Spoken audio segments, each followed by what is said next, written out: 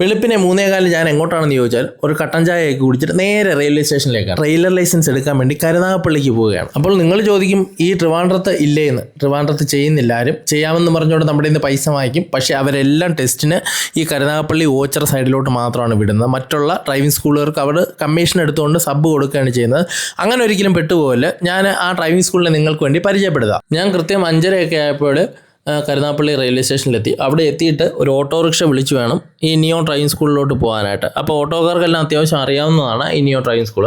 അവിടെ ചെന്ന് കഴിഞ്ഞു. അവിടെ ചെന്നൊരു അരമണിക്കൂർ കഴിഞ്ഞപ്പോഴത്തേന് ഈ ട്രെയിലറുമായിട്ട് ഇൻസ്ട്രക്ടർ വന്നു. നമുക്ക് കൃത്യമായിട്ടൊരു പ്രാക്ടീസ് അവർ രാവിലെ തന്നെ തന്നിട്ടുണ്ടായിരുന്നു. അത്യാവശ്യം ഹെവി ഓടിക്കുന്നവർക്ക് മാത്രമാണ് ഇത് എടുക്കാൻ കഴിയുക. കാരണം വണ്ടിയുടെ നീളമൊക്കെ കൂടുതലാണ്.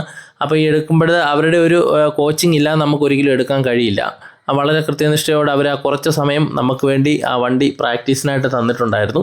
തന്നതും നമുക്ക് വളരെ കൃത്യനിഷ്ഠയോടെ എല്ലാ കാര്യങ്ങളും പറഞ്ഞു തന്നു. നമുക്ക് പെട്ടെന്ന് മനസ്സിലാവുകയും ചെയ്തു. അതൊക്കെ ആ ഇൻസ്ട്രക്ടറുടെ ഒരു കഴിവാണ്. ട്രെയിലർ ലൈസൻസ് എടുക്കുന്നതിൻ്റെ ഒരു ആവശ്യകത എന്ന് വെച്ച് കഴിഞ്ഞാൽ വിദേശ രാജ്യങ്ങളിലോട്ടൊക്കെ ഒരുപാട് റിക്രൂട്ട്മെൻറ്റുകൾ നടത്തുന്നുണ്ട്.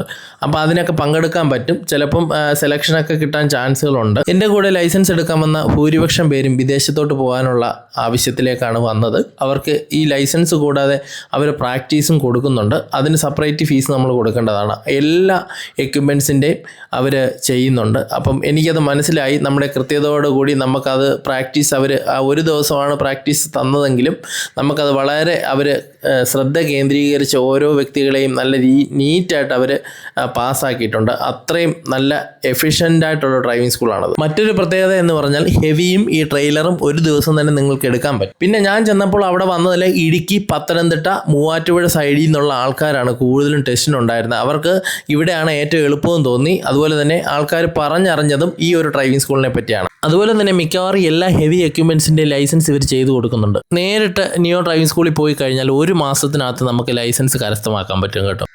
ട്രെയിലർ ലൈസൻസ് ഒക്കെ എടുത്തു വെച്ചാൽ നമുക്ക് എപ്പോഴെങ്കിലും ഒരു ഉപകാരം കിട്ടും. അതുകൊണ്ട് വിദേശ രാജ്യത്ത് പോകാനാണെങ്കിൽ പെട്ടെന്ന് നമ്മൾ ഇത് എടുക്കാൻ വേണ്ടി തിരക്കിട്ട് നടക്കേണ്ട കാര്യമൊന്നുമില്ലല്ലോ. ഒന്ന് ഹെവി ഉള്ളവർക്കൊന്ന് എടുത്തു വെക്കുന്നത് എന്തുകൊണ്ടും നല്ലതാണ്. ഇതിൻ്റെ കൂടുതൽ വിവരങ്ങൾ അറിയാനായിട്ട് നിയോ ഡ്രൈവിംഗ് സ്കൂളിൽ വിളിച്ചാൽ മതി. ഈ ട്രെയിലറിൻ്റെ ബാക്കിൽ തന്നെ നിയോ ഡ്രൈവിംഗ് സ്കൂളിൻ്റെ നമ്പർ കൊടുത്തിട്ടുണ്ട്. ഞാനിപ്പോൾ ട്രെയിലർ ടെസ്റ്റ് എടുക്കാൻ വേണ്ടിയിട്ട് കരുനാഗപ്പള്ളിയിലുള്ള നിയോ ഡ്രൈവിംഗ് സ്കൂളിൽ വന്നതാണ്. ഈ കരുനാഗപ്പള്ളി വന്നിട്ട് സത്യം പറഞ്ഞാൽ ഒരു കാലിച്ചായ കുടിക്കാൻ ഒരു കടയില്ല. ഒരു കടയിൽ വന്നപ്പോഴത്തേന് അവർ ചാടി എണീറ്റ് ഇപ്പം ചായയൊക്കെ ഇടാനുള്ള പരിപാടിയാണ്. അപ്പോൾ ഞങ്ങളൊരു 10-25 പേരുണ്ട്. അപ്പോൾ എന്തായാലും ഇവിടെ ഒരു ചായക്കടയിൽ നോക്കിയിട്ട് ഒരുപാട് ദൂരം, ഒരു 3-4 കിലോമീറ്റർ അങ്ങോട്ടും ഇങ്ങോട്ടും നടന്നു. അവിടെ ഉണ്ടെന്ന് ഒരാൾ പറയും, അപ്പോൾ അത് അടച്ചേക്കും. ഇവിടെ ഉണ്ടെന്ന് പറയും, ഇങ്ങോട്ട് വരും. ഇത് കരുനാഗപ്പള്ളി താലൂക്ക് ആശുപത്രിയാണ്. കരുനാഗപ്പള്ളി നഗരസഭ താലൂക്ക് ആസ്ഥാന സർക്കാർ ആശുപത്രിയാണ്. അപ്പോൾ അതിൻ്റെ ഫ്രണ്ടിൽ പോലും ഒരു ചായക്കട ഇല്ലെന്ന് പറയാം. എന്തോ ദുരിതമെന്ന് നോക്കി, എന്തോ ബുദ്ധിമുട്ടാണെന്ന് നോക്കി. ആൾക്കാരൊക്കെ എങ്ങനെ അവിടെ ഫുഡ് കഴിക്കുന്നതെന്ന് ഒരു പിടിയില്ല. വെളിയിലൊക്കെ ഇറങ്ങി വാങ്ങിക്കുന്നവരെ